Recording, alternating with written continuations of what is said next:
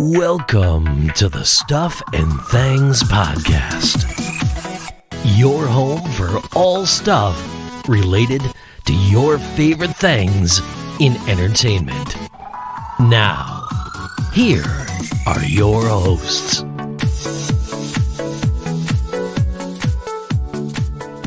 Hello everybody and welcome to a new episode of the Stuff and Things Podcast. It's Wednesday, which means it's Walking Dead Wednesday once again. I am Sam. Joining me to discuss the latest episode, it's Stefan. Oh, I am most certainly here today with you. Yes, I am. Oh God, it's Eugene. Nice God. Oh. You're a massive fan of his. I cannot stand the character. Actor, fantastic, really nice guy. Character, absolute cockwomble. Well, that's a good start to the show. So let's dive straight in. It is season 11 of The Walking Dead. It is episode 19. The title of the episode was... Variant. Yeah, well, in this episode we have two kind of key storylines within the Commonwealth and one out and about. So we're going to start in the Commonwealth so we can get the Eugene heavy aspect out of the way for you. Mm-hmm. What are your thoughts on the kind of what's going on here overall? Because there was a lot of stuff in this which I don't know. I was kind of like, storylines have been building, and this episode kind of, for me, contradicted a little bit of where we were. And I don't know, I felt mostly confused. What about yourself? I've got to say, I'm enjoying these little flashbacks at the beginning. Yeah, that's worth saying. It's almost like a previously on, sort of like, this episode is clearly going to be heavily reliant on Eugene. This is kind of where he came from, why he's here and stuff. I've enjoyed the flashbacks. This was the first one that I watched it, and I think I messaged you going, crap, Eugene episode. Yeah. But I'm enjoying the little flashbacks. That's my first little note. Yeah. My second note is, as the flashback shows, this little worm has led to the death of multiple people. Yep. And he's just a character that all the way through the show, I have had no affection towards. Yeah. And, like, from his first appearance, I'm like, yeah, he can get bitten. That'd be fine. I wouldn't mind. He can get bitten. That's fine. Yeah. But in this episode, it's kind of like everything built to this big thing last week of Sebastian getting bitten. Yeah. And there was so much tension everywhere, and everything's kind of like, everyone's divided. And now, like, we had someone walk past and go, that's the guy that killed Sebastian. And it's like, oh, wait a minute. No, you guys all stood there and watched him get bitten. Why are we kind of now weirdly like, oh, it was all Eugene. Eugene's the bad guy. No one else. Oh, Sebastian was such a great guy. Oh, no. And I'm like, what's happened? Well, I don't think anyone was saying what a great guy he was, but I do think everyone's kind of like, oh, look, there's the guy we can blame. Yeah. And that's kind of how the Commonwealth appears to work. The mob needs someone to blame, and as long as the mob has someone to blame, they'll be happy. And we kind of saw that the week earlier. They're all wanting to lynch Sebastian. You know, he's led to all these disappearances and all these people dying. And Pamela went, no, it wasn't him. It was this Hornsby guy, and I've arrested him. And the mob were like, yay! Like, no one went, are you sure? it just, like, total mob mentality. Whenever mob mentality is demonstrated in any TV or film, it makes me think of The Simpsons. The Simpsons, the people of Springfield would literally riot over anything and everything. And as I've gotten older, I've realised just how accurate that is. Yeah. But it is mob mentality. It is this kind of like, oh, okay, the people in charge have told me this, therefore I don't need to be angry about that anymore. They're like, I'm angry, I need someone to blame. That person, brilliant. And it kind of filters into them because, like you say, they're out on the streets like, oh, that's the guy who killed Sebastian. Everyone, point at him, you know, and then none of us have to feel any kind of responsibility because it's all on him. Daryl obviously intervenes at that moment, gets him off the street. Eugene is separated from the lovely Maxine. Lucky woman. And Max is eventually found and arrested. What do you think about the interaction with her and her brother Mercer? So she's taken into like the police holding cell. Yeah.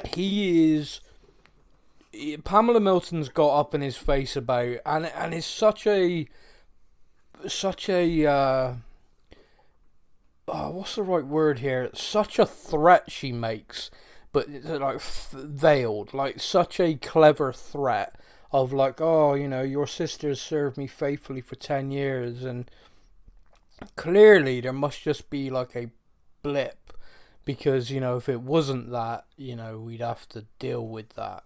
There must be like some outside presence. Yeah, but you know, but if there was someone else like that was at fault, then I'm sure we could help your sister. And I was just like, whoa, okay, yeah. So basically, find me someone to blame, or your sister is the one to blame. Yeah, and I mean, like the fact that you know, his sister is the one who did the recordings and stuff. Yeah, it's going to take a fair bit to be able to cover over this one, but you know. You but get me the person willing, that is responsible for it, yeah. Yeah, but are willing. Now, Mercer is obviously out to try and look after his sister, which is fine, and that's more than understandable. But when I saw this I mean, he obviously is like, okay, here's your confession sort of thing, and she's reading it like, no, this is absolute nonsense. I do feel a bit for Mercer in this, because I personally, and many people might have a different view on this, I'd love yours, I think she's a bit of a dick to him in this moment. Yeah, in a say, yeah, the way she's kind of like, nope, not doing it, and he's like, no, literally, they are going to try to kill you if you don't do it. I am doing this to save your life. Yeah. My neck is out on the line as well here. I am saving your life. And she's like, I'm not reading that. I just didn't take my medication. What a Well, I mean, that kind of it was, you know, an argument between the two. But the fact she invoked their father would be ashamed of him was the bit that was that a low blow. Wasn't it was like this moment. I just thought, whoa, wait a minute. What? I'm fairly confident any parent would be like, look after your sister, which is exactly what he's doing. Yeah. And yeah, that felt pretty low. And the thing about Mercer in this is, I'm kind of like, I feel for him in that, because he's trying to do the best he can. He's trying to survive the best he can. He recognises the safety of the Commonwealth is his best chance for him and his sister.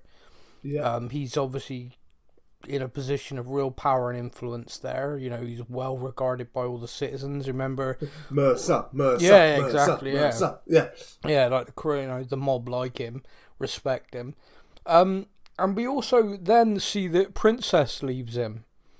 You know, the guy's having a bad 24 hours. Yeah, those two have been dating now. Obviously, because of Eugene, all of the Alexandrians, etc., and all that group all get rounded up by police in question to find him. Princess takes real exception to that, and you know, he's already had like a confrontation with Rosita, someone he gets on with normally over it, and now Princess is leaving. Now, again, I'm really feeling for the guy in this instance, because he is caught in like an impossible situation. He's trying his absolute best to be this protector, be this guy who looks after people. And yeah, and then she leaves, so his sister like invokes their dead parents to have a go at him. He gets back to his room and his girl is leaving him. What are your thoughts on Mercer right now? Where's your head at? I'm interested to see where his head is at. Yeah. Because we know from previous episodes that he's not fully Team Milton. No, he's Team Commonwealth. He's Team Commonwealth in the community, and he just wants to keep people safe. Yeah.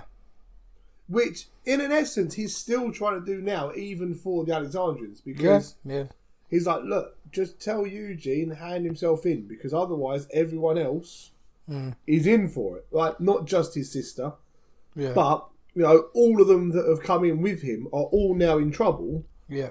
And he's like, just get him to hand him, like, he says to Rosita, like, I know you're going to see him. Yeah. I know he will come to you because you guys are close. Just tell him to do the right thing. Yeah. Hand himself in so that the rest of you aren't in trouble. Yeah. And so he's still kind of following that same looking after people, protecting people sort of role. Yeah. And at the same time, everything is being taken away from him. His sister's turned against him. His girlfriend's turned against him. The only person that he kind of respected a bit in the Force has just kind of gone against him. Yeah. And he's kind of just left there going, well, what am I doing this for? Yeah, and that's the kind of going to be the key question that I think is going to hit him, which is, who exactly am I protecting now? Which I think is going to be interesting. Because he also says about, hand himself in, I'll look after him, he will get a trial. And like someone says, what, a fair trial? Yeah, Princess, is that a fair trial then? And I think in Mercer's mind, he feels like the Commonwealth is built around, the remnants of the US government and, fairness, democracy. But I think at the same time, he's realising as more and more, as the new people have like Princess questions things, and as more and more people question, I think he's realising, okay, so it's not a democracy, it's the Milton family. And it's not a, is it going to be a fair trial? Actually, no, it's probably not going to be a fair trial. So it's going to be interesting to me where that goes, because of course Eugene does hand himself in at the end. Yay! And when he does that, I can almost, one of the things he makes clear and says out loud in front of a room full of everybody is he acted alone, Maxine nothing to do with it. Yeah, she was there, but only there in person, not in everything else, yeah.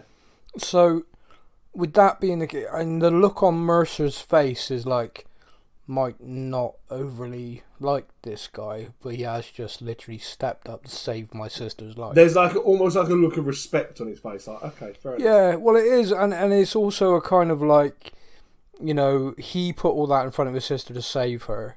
She was telling him to get stuffed. Eugene's just literally handed himself in, knowing that he's probably going to get killed. We can only hope. Yeah, okay. But he's done that knowing he's going to get probably executed. So Mercer's now in this kind of oh wow, okay. I was trying to save my sister. You have done it. Yeah. Do you deserve to die for something I actually know my sister did? Yeah, it's going to be interesting to see where his head's at the moment. Yeah. I like the character of Mercer. I know he's one that's been introduced fairly recently in relative terms, but I've enjoyed him from the start. Just visually a great character, but as you got to know him more and more, I think it's just a real interesting addition to the cast. I do agree. And the fact that he's one of those characters that has stayed kind of level the whole way through. His character hasn't jumped around. He has stayed kind of true to his values as such. Yeah. From day one. The first time we met him, we were like, whoa, this guy means business. And he did. This guy, yeah. He did mean business, and we find out that he meant business because he was protecting the people inside the walls. So you don't let people in that aren't worthy of being in and stuff. And he's kind of kept that the whole way through, which I quite like. Yeah. No, I agree. So, one of the things in the last week's episode was about Hornsby. Hornsby, we know, was sort of out and about doing bad things. Was held accountable by Pamela Milton as per Carol's plan to help get her son off the hook. And then we had this situation where this week he's in a cell, and Pamela confronts him and says, I know you had your people kill a cleaning crew who turned and ripped people apart and killed my son. Mm-hmm. This whole scene with these two was where I found real confusion in this episode. Because even now, having watched it, stepped away from it, I'm still not convinced I understood what happened. No, she went in there with this kind of, you've killed my son, rah, rah, rah, sort of thing. Proper, and I can understand that. Her son has died, so fully understand. But then, the whole coin flip thing that Hornsby's done before about the living and dying stuff, and I'm like, why would you do that? That makes no sense to me whatsoever. If you were that angry with someone for killing your son, which, as we say, very understandable, even if your son was a complete twat, Yeah. you know, you still, fair enough. And we've just seen her, we see her with cleaning his body up and stuff just before he turns. Yep. There was a line in that where she's talking to him before he turns. Yeah. And she's saying about, you know, oh, at least we're not going to disappoint each other anymore and all this sort of thing.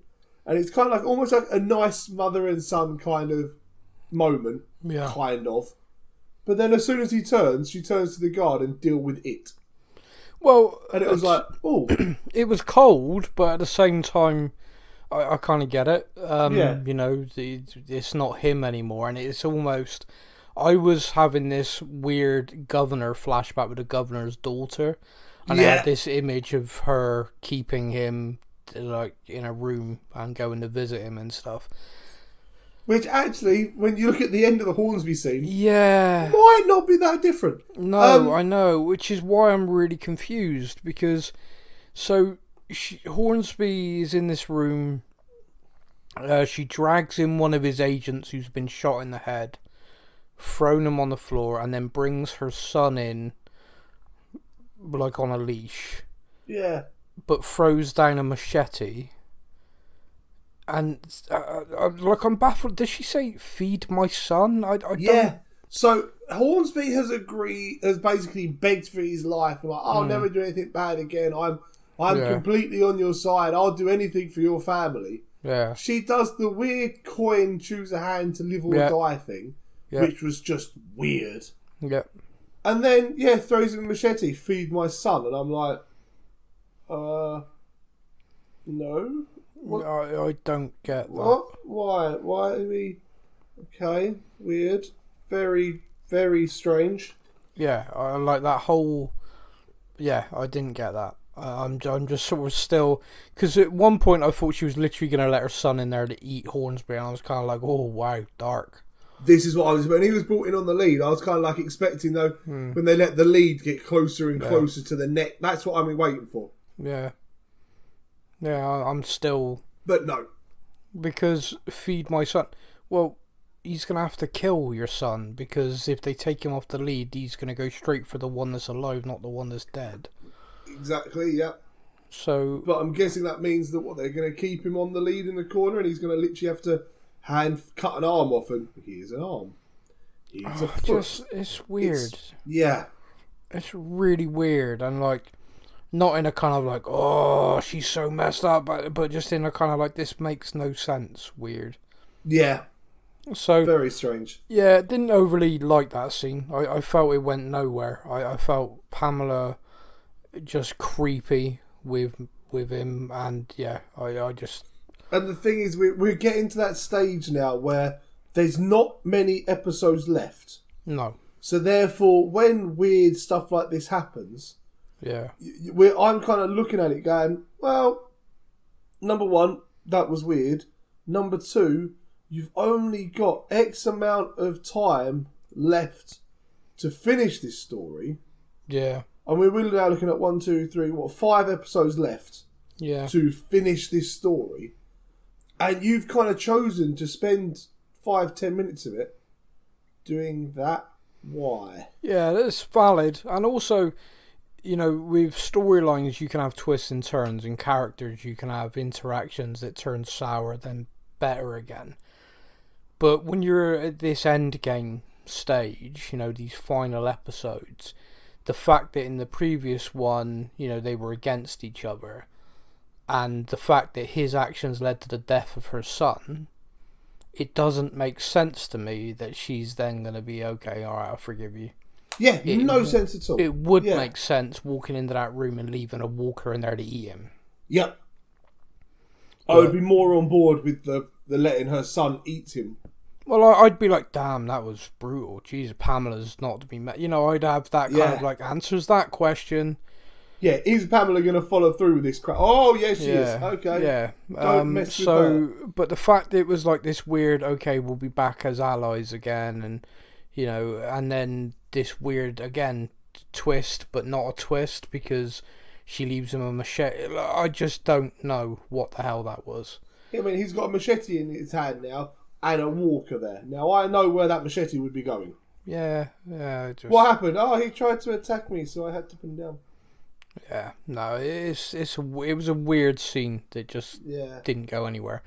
So, that aside, and the events at the Commonwealth, I don't think there's anything else to pick up from that.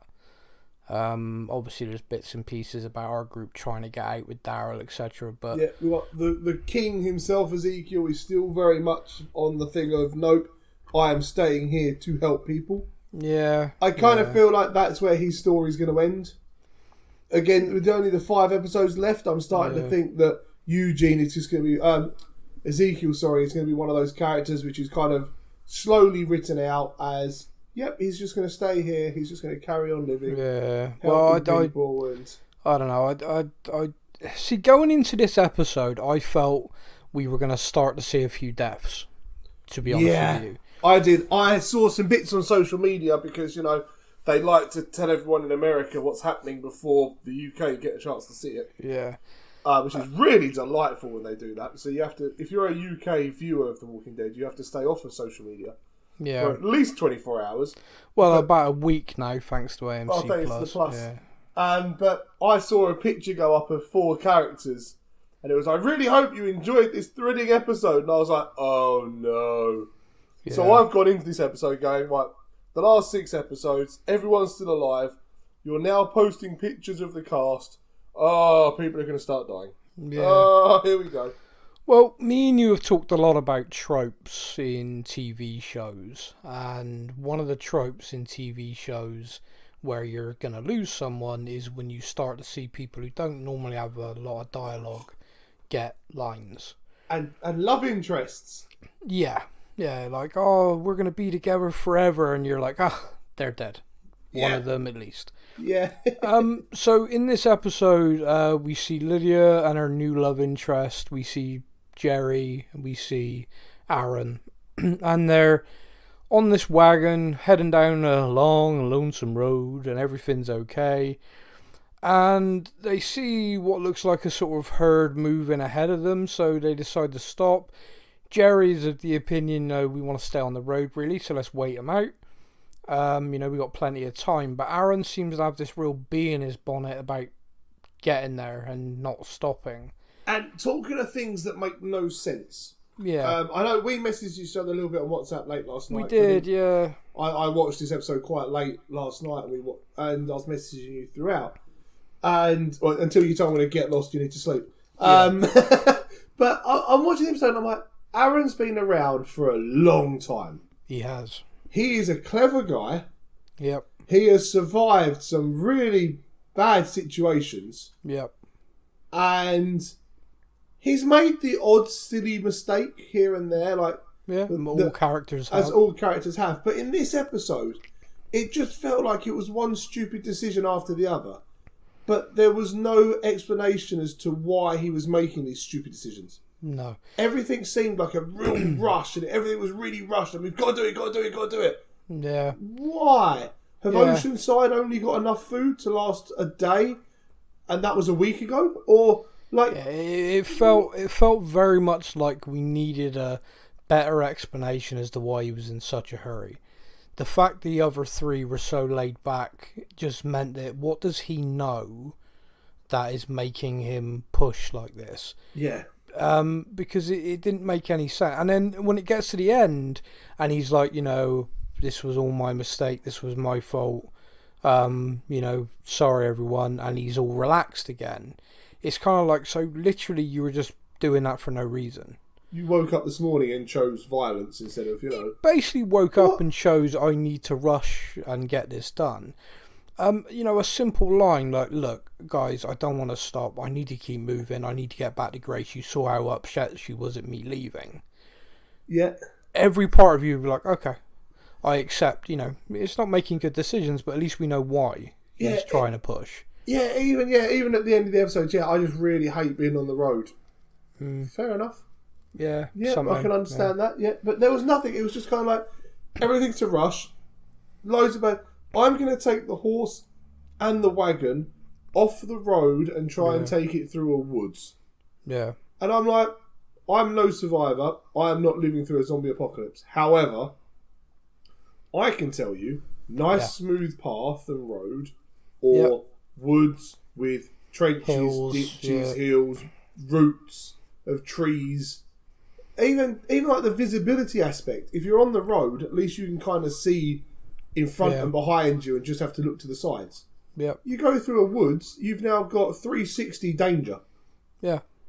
And it was just like, this makes no sense for Aaron to be making these decisions without us having some sort of reasoning behind it. No, I completely agree. And as seen or as easily predicted, they get stuck. Mm-hmm. And because they get stuck, they need to find a place to bed down for the night. Because some dick runs Jerry over. Now, when I'm watching this, and I think I messaged you when I was watching it, just like I have a bad feeling about this. Oh, God, yeah. Now, the main reason why I got a bad feeling is because I know the title of the episode is Variant. Yep. So I know that in these back 8 episodes, we are going to see a Walker behaviour that's different to what we're used to on the show. In recent years, anyway. Yeah, we have to be careful how we say different. Because everyone seems to have forgotten the first season. Yeah, which they have. But we will do a very brief reminder. So we get Jerry injured, and I'm like, okay, so he now can't move very well. Right, okay, this is worrying. Lydia has delivered more lines in this episode than I've heard her in a season. And she's talking like, last episode she was talking about the fact that she can't be with someone because of she still thinks of Henry, and then in this episode she talks to Aaron, has this big heart to heart, and then kisses a guy, and I'm like, well, she's dead. Yeah, or he is. Or he's dead. I was thinking, oh, head on a spike again. Oh yeah, she's talking about how she can't lose someone else, and I'm like, she has just signed his death certificate. Yeah, that poor guy, what's he done?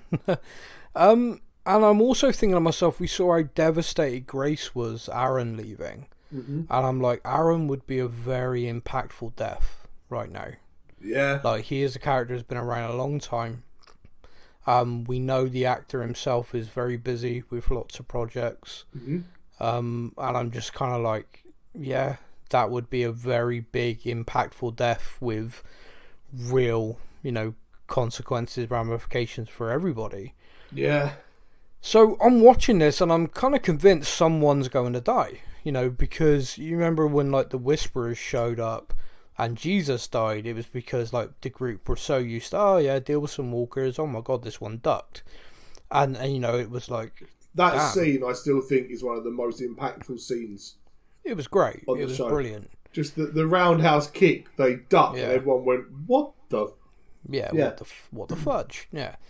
It was brilliant. Now, that, therefore, what I kind of liked in this episode is the fact that we had that amazing thing of when the Whisperers first showed up, our group thinking, oh my god, the Walkers are talking to each other. Yeah. They've evolved, what the hell. Now we have a situation where there is a variant Walker. There is a Walker that is doing things way different and acting and behaving very differently. But because they've had this with the Whisperers, they are assuming it's a Whisperer. Yeah, when Aaron instantly goes Whisperers, it was like, and it makes perfect sense because that's your experience. You're gonna think that. And we also had this scene where like Lydia tries to fight one off, and it grabs the weapon, and it's like her face is like, oh no, so she stabs it in the chest, but it doesn't do anything. Yeah. And of course I'm thinking to myself, like, why would you go for the chest? Well, because she thinks it's a Whisperer. Yeah. So in her mind she's thinking, stab it in the chest, it screams or whatever, then the other walkers turn on it. Yeah. But it doesn't do anything. Nope. And I don't know whether it's kind of like shock or adrenaline. She doesn't like turn to Aaron and go, I stabbed that thing in the chest, and it... But she obviously, it's just kind of like panic, I'm guessing. You don't really have a chance to go, Aaron. By the way, remember when we shot them in the leg and they screamed? Well, this guy... Yeah, I just stabbed that one in the chest. Now, what we see behaviour-wise involves climbing, opening doors, We see lifting of rock as a weapon. We see climbing up a ladder. Now, this is very, very different. This is very, very different. However, all of it goes back to Walker behaviour we saw in Atlanta in the very first season. Yes. We saw a Walker lift the rock to try and break glass. We saw Walkers trying to go up ladders to chase Rick and Glenn. We saw Morgan's wife was doing the door handle thing. Exactly, yeah. So this is behaviour that has been seen in The Walking Dead. However, as fans of the show, we've always looked at that as that was Frank Darabont's vision of how the Walkers would behave, and then as the show went on in different showrunners, the behaviour changed. Mm-hmm. Now, the way I think the current showrunner is bringing that back and making it all canon is the word variant. And we saw at the end of World Beyond, anyone who sat through that show just to get the after credits of the final scene, there is a very, very, very different version of Walkers in France right now. They are running and jumping and they are World War Z zombies level. They are the sort of level where I've just taken myself out on day one because it's easier. Yeah. Those are the ones I look at and go, okay, that's the zombie apocalypse. Yeah, I'm not surviving that. Yeah, I'm just gonna end now. Yeah. That'd be easier. Yeah. Don't fancy being eaten by one of them. So we know that exists. We know that's out there. And knowing the title of this episode, I knew we were gonna kind of. I kind of liked the fact they tied it back to season 1. I kind of like the fact that Aaron discussed, I've heard rumours of Walkers that can do stuff like this. Although I want to know where he's heard the rumours from, because he's been with this group for a hell of a long time and never mentioned it. Well, I think he also kind of summarises why he wouldn't, which is, I just thought it was crap. Mm. Think about, 10 years in the apocalypse, and all you have ever seen is the mindless ones. All you've ever seen is that. And someone says to you, oh, I saw one lift up a rock once and try and hit me with it. You're going to go, all right, mate. Or you're going to go, oh, I wonder if that was a whisperer. True, yeah. You're not going to go around telling everyone something is gospel, but if you then see it with your own eyes, your brain's going to go, oh, wow, I remember so-and-so saying this to me. Yeah. And you're going to suddenly start thinking about it. So it to me was just this kind of neat way of making the Walkers in season 1, you're just kind of like back selling. And I liked it. I like the fact that they've done that.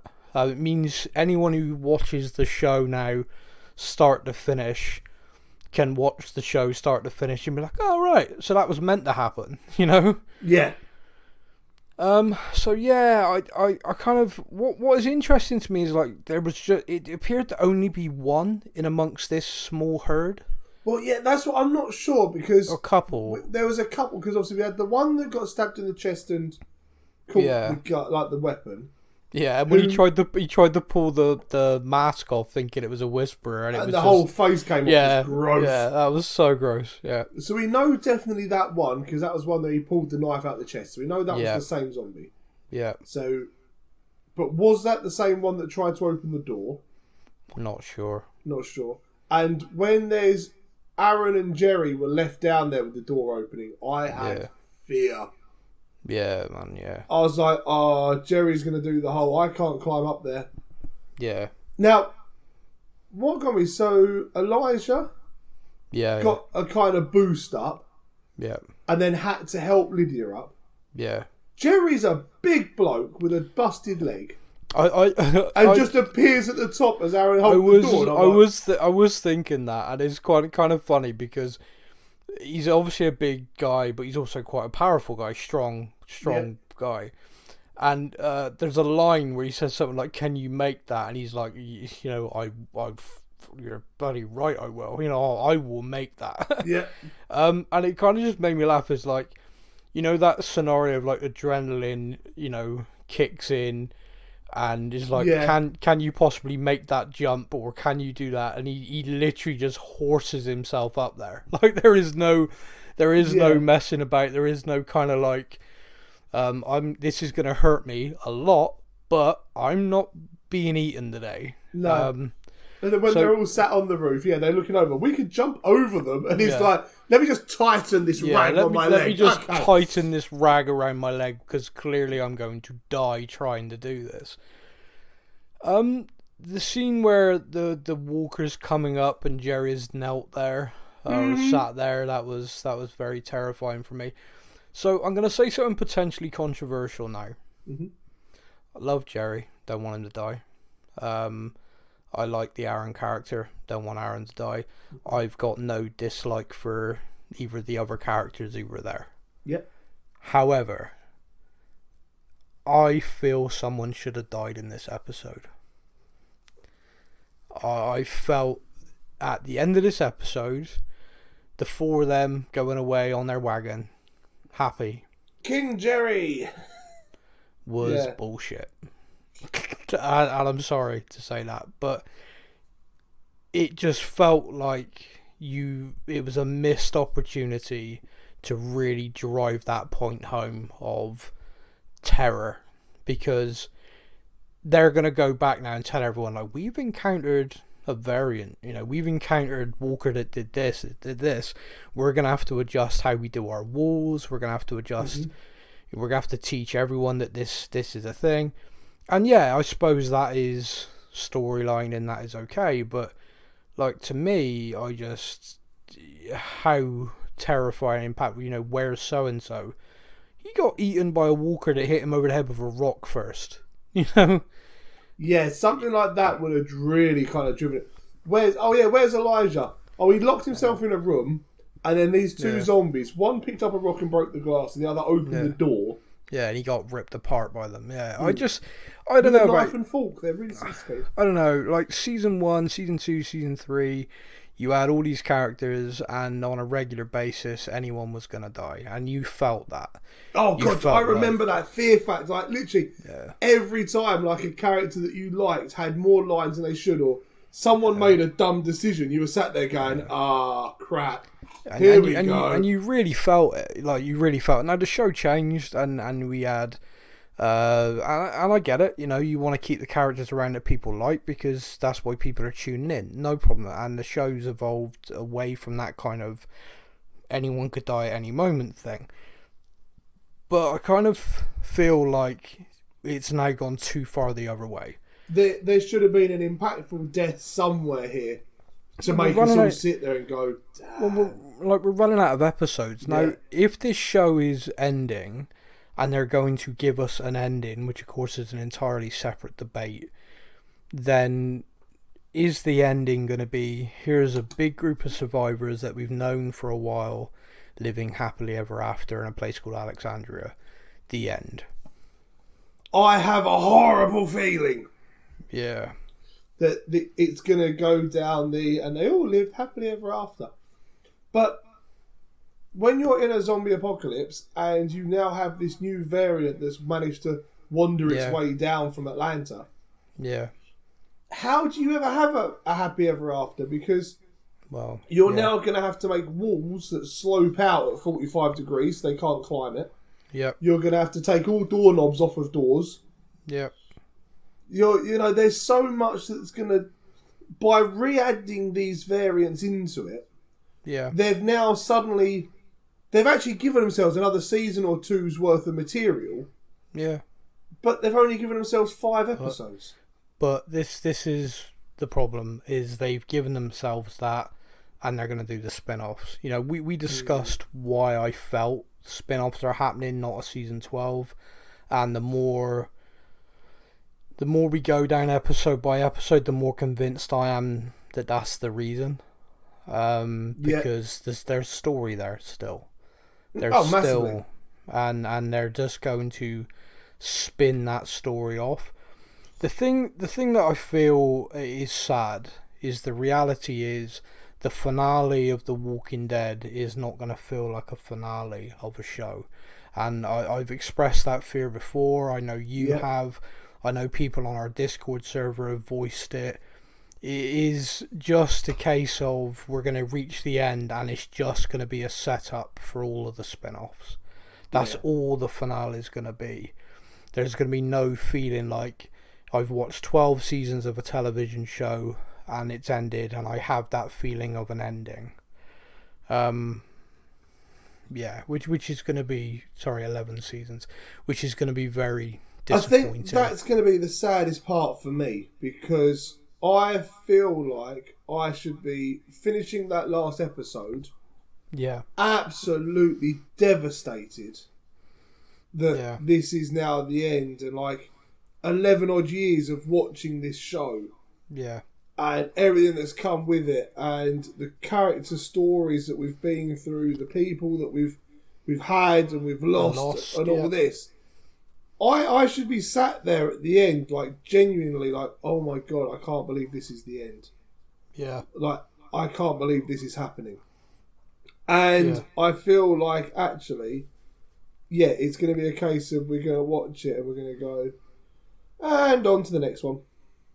Yeah, which has been my fear for a little while, but we will see. We are, that was episode 19, so we are into the end game now, people. But mate, that's all my notes. Did you have anything else you wanted to discuss from the episode? We've spoken Hornsby, Milton's. Is it? No, I think that is everything. Brilliant. A big thank you to everybody for listening. Continue to support us on Walking Dead Wednesday. You are literally the OGs of this podcast, so thank you for sticking with us. If you want to get in touch, you got all the usual methods via any of the social media or via email. It's Sam or Stefan at stuffandthangspodcast.com. You can also join our Discord server. Get in touch via any of the social media platforms and we'll send you an invite link. I've literally just posted one out on Instagram, so for the next 7 days, that one's link valid. will be valid. Okay, perfect. What is our Insta address for anyone who's not on there currently? It is stuff_and_thangs_podcast. So stuff and thangs podcast, but put an underscore under each of them because you're not allowed spaces. Nice. So there we go. Look out for us. Get in touch. If you want to discuss all things Walking Dead, you can. We are back talking about various other things and various other shows. Our next show this week will be Andor, which is the Star Wars show, exclusive to Disney+. But until next week, for The Walking Dead, you all take care. That's a wrap. Thank you for listening to the Stuff and Things podcast. We hope you enjoyed the show. You can find us on Facebook or online. Simply search the Stuff and Things podcast to join in our conversation every week.